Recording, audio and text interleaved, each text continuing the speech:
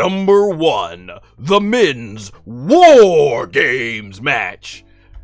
Well, as they have done many times, probably the majority of times that I've done these ranking PLE matches, to the exception of the WWE SummerSlam 2023 main event of Jey Uso versus Roman Reigns 3, which I attended live, the War Game, the Bloodline story has taken us to the number 1 spot on this list.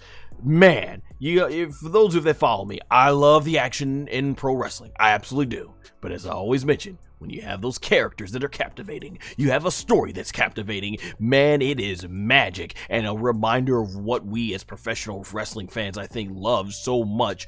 This was a storytelling phenomenon in terms of what we see in the Bloodline story. Definitely up there, one of the best. Man. From the entrances of Roman and CM Punk coming out in the middle, to Jey Uso getting super lit, to Tama Tonga. Yeah.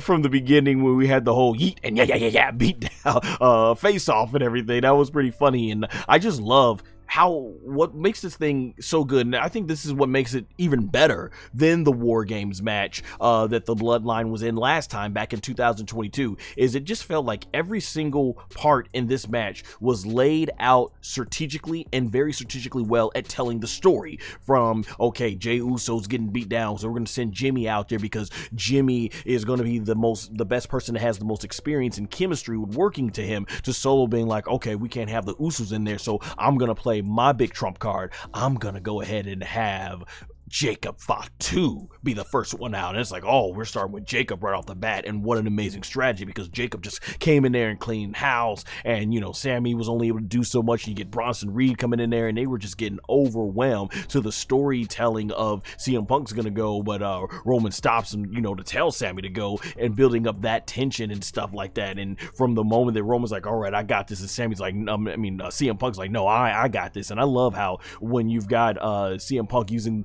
his brains for it, basically. I'm not gonna go in there and just try to fight and get beat down in the 4-1. I'm come in with a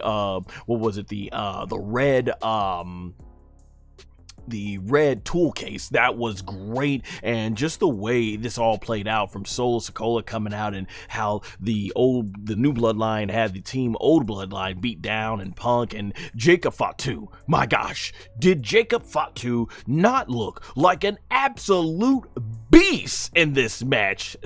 I still can't get over that no sell of when CM Punk did the bulldog spot onto Jacob Fatu, and Jacob just stands right up and he turns around and flips CM Punk in the air and turns into a pump up Samoan drop. And then, like I said, I love the story details of Solo Sikao coming out, because at this point, like I said, in that match, the new Bloodline, they were cooking. And then Solo Sikao came out and he's like making all these rules, like, no, we ain't gonna have Roman come in there, which is why I was saying you can't win the match. And obviously Roman ended up climbing out anyways. And when you got that point in the match where CM Punk and Roman aren't getting along, you have Paul Heyman coming out to give them the prep talk about how this is war. And now I love, towards the end of the match, you had all the OG Bloodline members, and you had CM Punk working together to go ahead and take the new Bloodline out. That was awesome. And that big splash, no doubt the spot of the night, the spot of the match,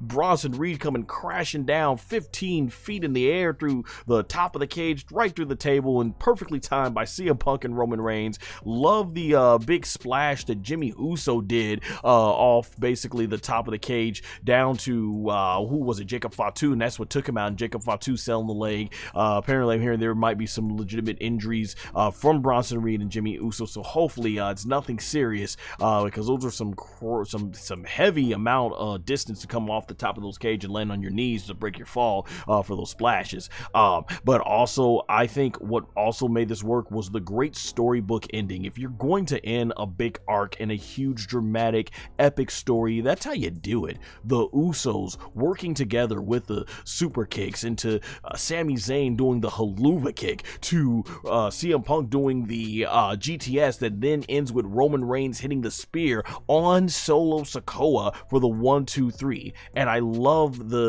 how this was so great, because the first time in WarGames it was about making sure Sami is loyal. This time they were all united. I love that all 5 of them played a finish into defeating Solo Sikao, who was still defiant, yelling, "I'm still the tribal chief," and he still gets taken down.